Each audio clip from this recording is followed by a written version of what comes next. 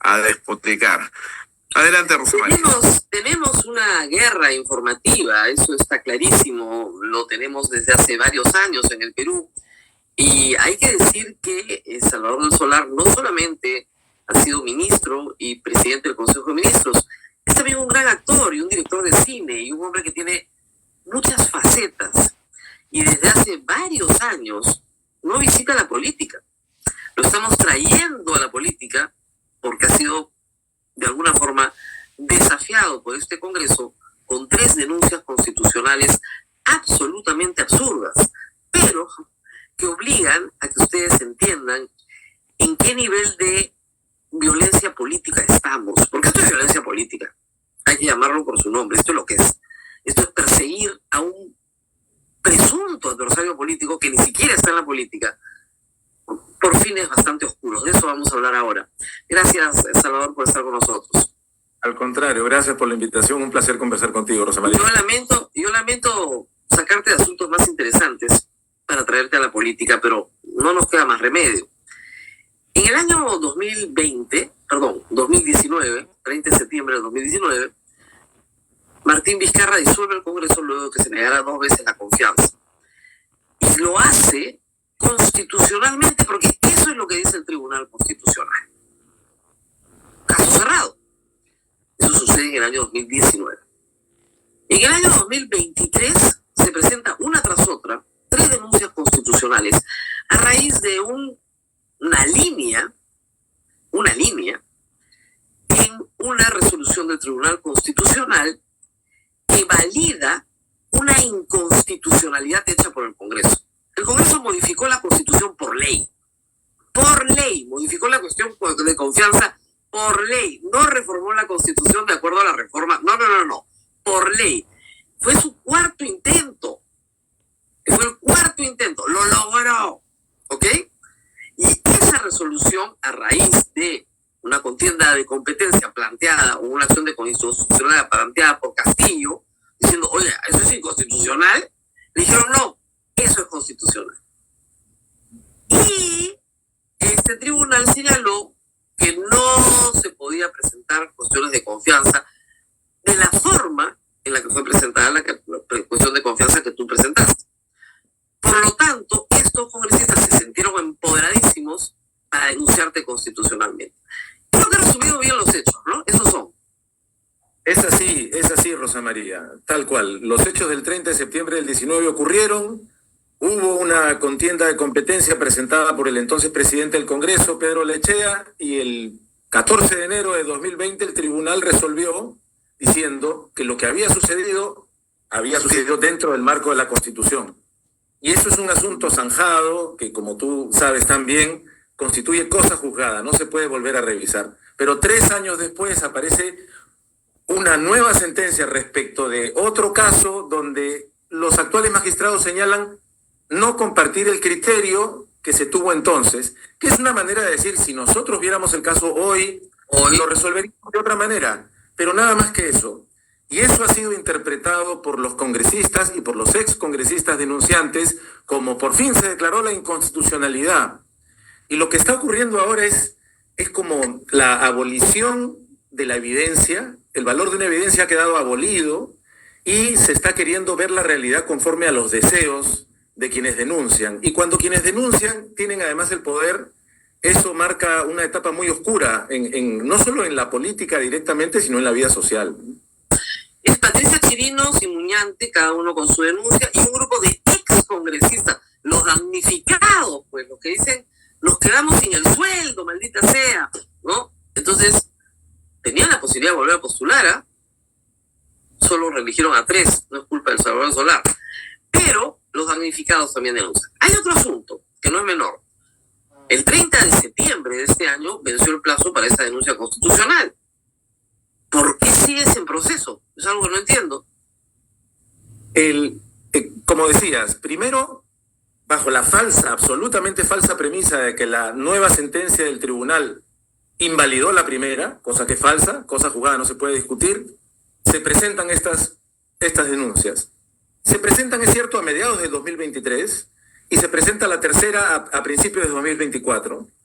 Pero el 30 de septiembre del 24 se cumplen 5 años no solo de los hechos, sino, de acuerdo a lo que dice el artículo 99 de la Constitución, del cese de mis funciones como ministro.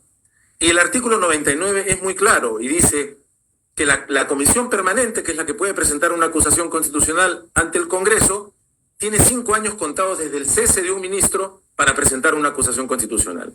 Y es importante también mencionar, Rosa María, que en el año 2007, la comisión permanente de entonces le pide una consulta a la Comisión de Constitución y le dice, por favor, aclárame cómo interpretar el artículo 99.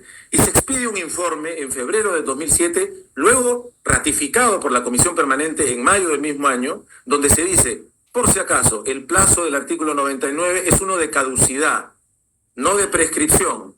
Por lo tanto, no admite suspensión, no admite interrupción, ni siquiera si se presenta una denuncia, el plazo sigue corriendo. Ni siquiera si se inicia un procedimiento. Y además el propio informe dice, se puede declarar la caducidad, no importa cuánto haya avanzado el procedimiento. Se cumple el plazo y el asunto muere. Y eso ha ocurrido, y hasta el momento, Rosa María, la subcomisión se ha negado a declarar la caducidad. Ahora, es bien raro. Es raro porque hay otros casos anteriores, varios casos, en que se han declarado. Es más, Rosa María, hay 6 casos que, conforme a este informe del propio Congreso, que no nos estamos inventando nosotros, 6 casos de excongresistas que, como yo, cesaron en sus funciones el 30 de septiembre, que esta misma subcomisión de acusaciones constitucionales ya declaró caducos. Es decir, aquí hay un tema del principio de igualdad ante la ley. Es decir, a uno lo tienen que tratar como ciudadano, no importa si eres exministro o no, conforme se trata a los demás. 6 casos. Hay 5 casos más de caducidad de juicio político, como es mi caso, ¿no? Porque el artículo 99 habla tanto de juicio político como de antejuicio. Hay 4 casos de antejuicio entre el 2022 y el 2024, 5 casos de juicio político como el mío, y Rosa María, estos 6 que como yo han vencido el 30 de septiembre, todos han sido declarados caducos en estas semanas, en estos días. Y es como si de pronto una amnesia repentina hiciera que congresistas como la denunciante Patricia Chirinos salga a decir que en mi caso no se debe contar el plazo igual porque dice entre el 1 de octubre al día siguiente, el 30 de septiembre de 2019 y hasta marzo del 2020, el Congreso estaba inconstitucionalmente cerrado y por lo tanto esa parte del plazo no cuenta. Primero, en un plazo, imagínate. Entonces, primero, un plazo de caducidad no se admite. Y segundo, según quién el Congreso estuvo inconstitucionalmente disuelto, porque hasta donde sabemos, la autoridad ya dijo que fue constitucional. Es la autoridad del propio deseo de la congresista denunciante y de su costumbre de distorsionar la realidad y no respetar la ley. Iremos a los deseos. Y eso creo que es lo más interesante de esta historia. Estoy segura de que eso lo van a ganar. Y estoy segura de que acá hay detrás la intencionalidad política de liquidar a un potencial concursante en un concurso en el cual quieren jugar con sus propias reglas del juego. Tú lo has dicho 25 veces, no voy a postular a nada. Yo también les digo lo mismo todo el tiempo sobre mí, pero igual me insultan. Yo no voy a postular a nada, tú no vas a postular a nada. Pero tienen terror de que postules, esa es la única explicación. Yo creo que hay una segunda parte de la explicación, porque creo que esta es una parte muy clara. Y la segunda parte me parece, cuando se nos señala como golpista, con el dedo temblando, cuando han defendido sin ningún tipo de rubor a golpistas indiscutibles, como Fujimori.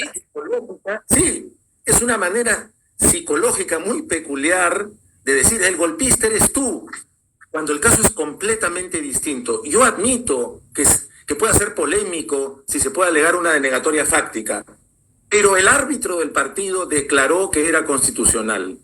Entonces, creo, Rosa María, que no solo se quiere sacar, porque se quiere sacar de contienda a adversarios y a potenciales adversarios, pero me parece que sobre todo se quiere descalificar a cualquier voz moderada en nuestra política. Eso lo ha puesto la República hoy. Pero hablemos de esto de la moderación.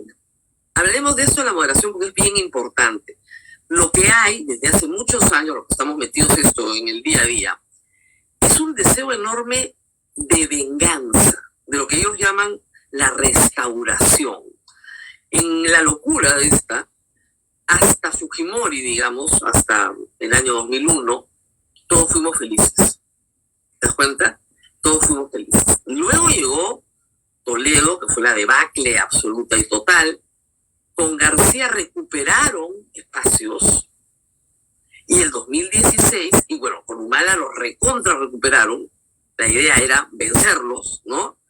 Y el 2016 venía la restauración. Es decir, venía el triunfo de Keiko Fujimori, que iba a restaurar el mundo perdido, lo que perdimos, ¿no es cierto? Sí, habían corruptos, por supuesto, ¿no? Pero ya lo sacamos y no pudimos, porque un conjunto de caviares, de gente moderada, tomó el poder. Y tenemos que vencerlos. Al punto tal que hay algunos que se empoderan, y no es casual que Martín Rivas, la semana pasada, salga gritando lo que gritó en medio de una audiencia. Es decir, Martín Rivas. Todos fuimos felices hasta que nos comenzaron a perseguir. Ahora, ni olvido ni perdón, gritaba Martín Rivas. Ahora lo vamos a reventar a ustedes, a todo lo que signifique defensa del Estado de Derecho, derechos humanos fundamentales, derecho a la vida. Todos los que defienden eso, o libertades económicas también, por supuesto, porque para mí van de la mano, eso lo vamos a reventar. Y tú eres parte del programa, estás en el menú. Y es muy diciente que en momento de las elecciones no hay peor enemigo para la extrema derecha o la extrema izquierda que el otro. Contra Castillo, contra Cerrón, son lo peor que puede pasar y viceversa, pero en este momento largo donde no hay elecciones, son socios por considerar enemigo común desde ambos extremos a quienes procuramos, con todos los errores que se pueda tener, porque no hay visión perfecta, que las cosas sean dentro del marco constitucional, respetar las libertades económicas, por supuesto los derechos humanos, los procesos y sobre todo las reformas que pongan por encima el bien público, el bien común por encima de los bienes particulares. Y tú dices algo en la entrevista a La República que es bien importante, ¿no? Kuczynski no era Cerrón, ¿no? ¿Por qué lo persiguieron?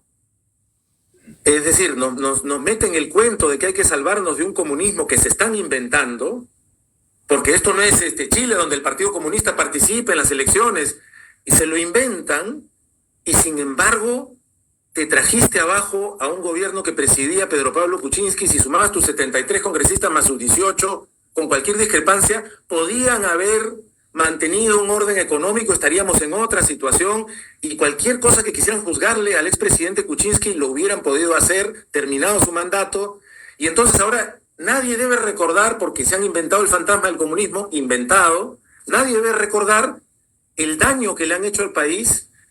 Como sabes, Rosa María, yo trabajé antes de asumir el Ministerio de Cultura 11 años en Colombia, sigo trabajando en Colombia, y me da vergüenza cuando mis amigos colombianos, mis amigas me preguntan, ¿cómo es que en el Perú hay un presidente cada 5 minutos? Y le digo, eso no era así. Eso era un caso que a veces veíamos en Ecuador también hace un tiempo.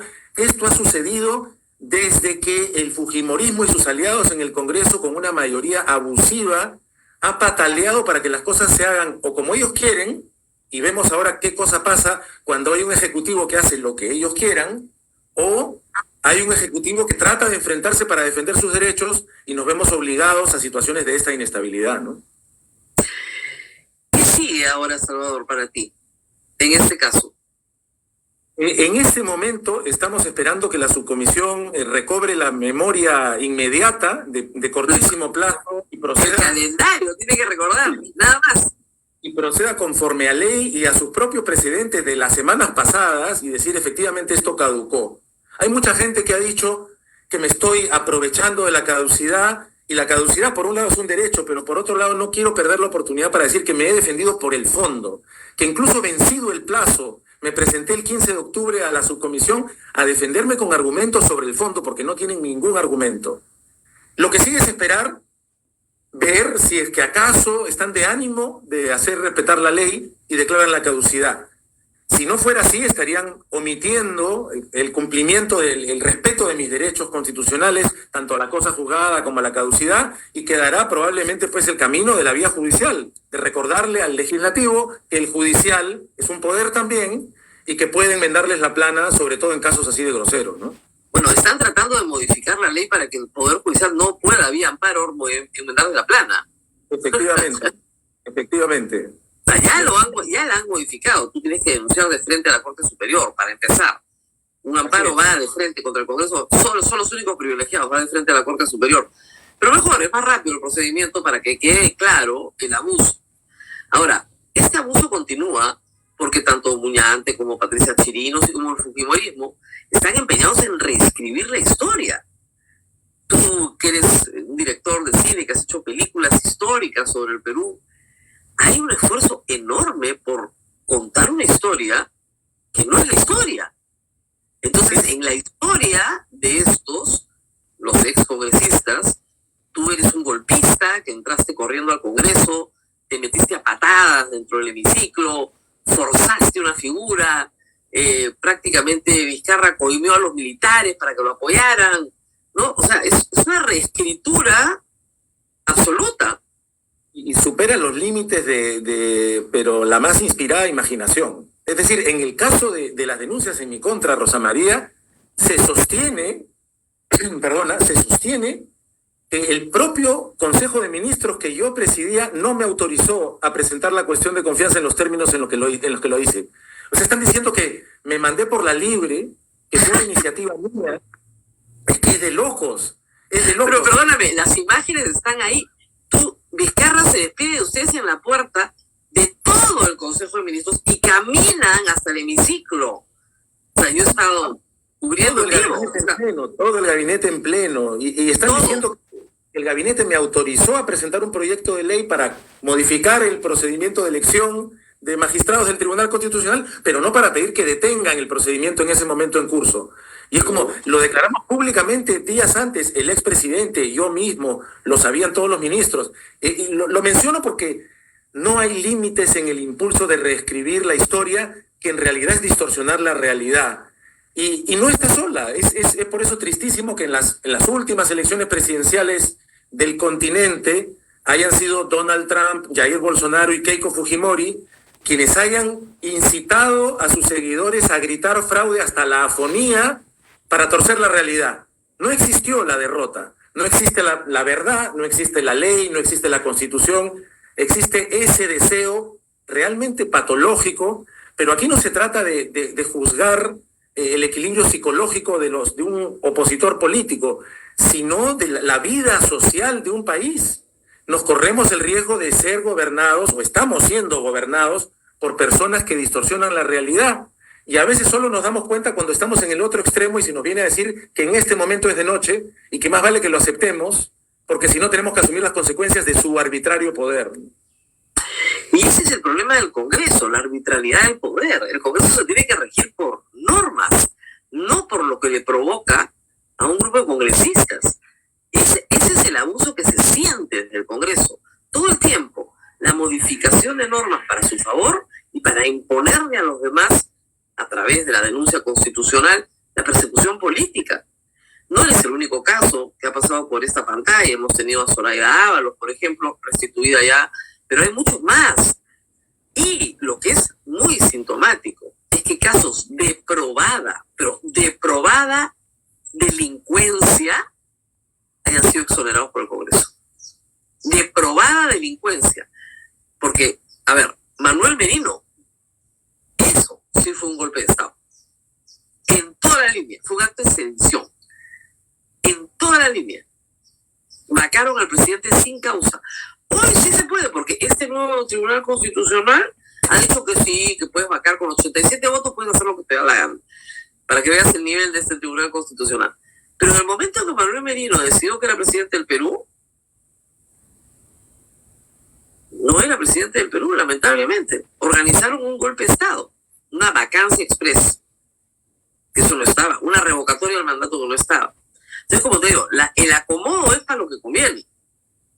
Y al mismo tiempo, yo creo que hay grandes sectores de la ciudadanía que podríamos llamar anestesiados durante un tiempo ante tanta convulsión, pero la ciudadanía se da cuenta y los congresistas parecen olvidar, número uno, de que su cargo es transitorio, como transitorio debe ser todo en democracia y en la vida, y por otro lado de que son representantes del pueblo.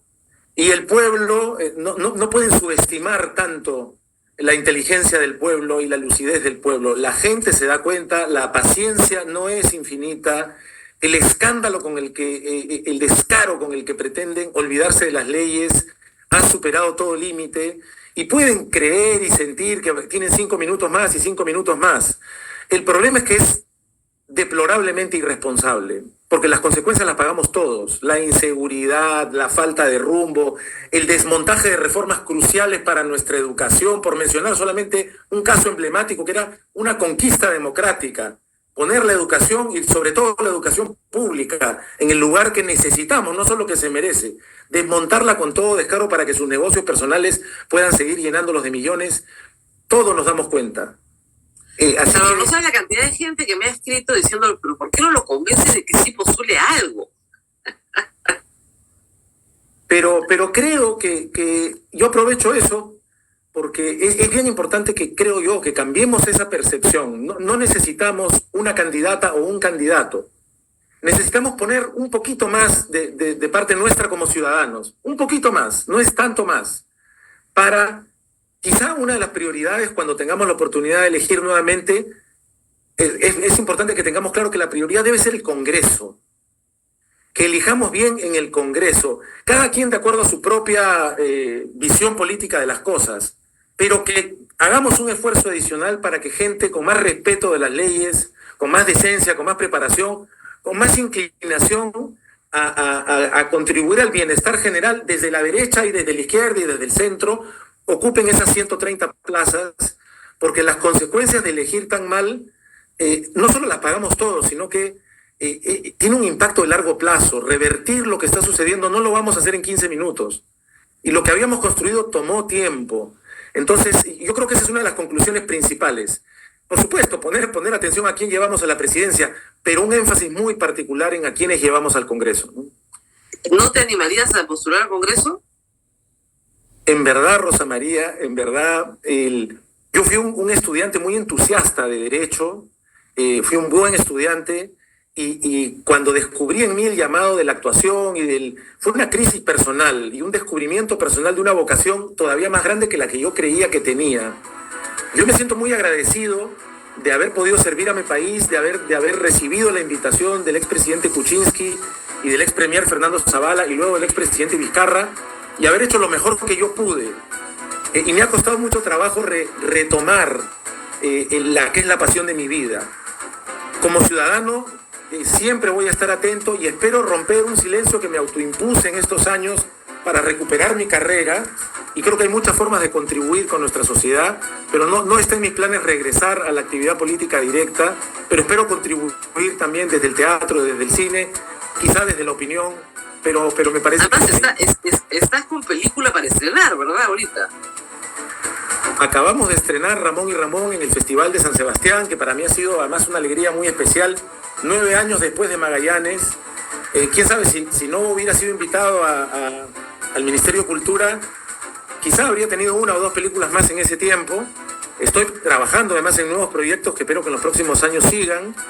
Y aparte soy un convencido del poder de la cultura y del poder específico del cine, de la literatura, del teatro, en impactar en las personas, tanto a nivel personal, que casi siempre es el énfasis más grande desde el arte, pero también a nivel político, a nivel de conciencia. Yo creo que es un lugar desde el que puedo seguir contribuyendo y desde el que me va a alegrar mucho seguir intentándolo, ¿no? Muy bien, Salvador, muchas gracias por haber estado con nosotros esta mañana.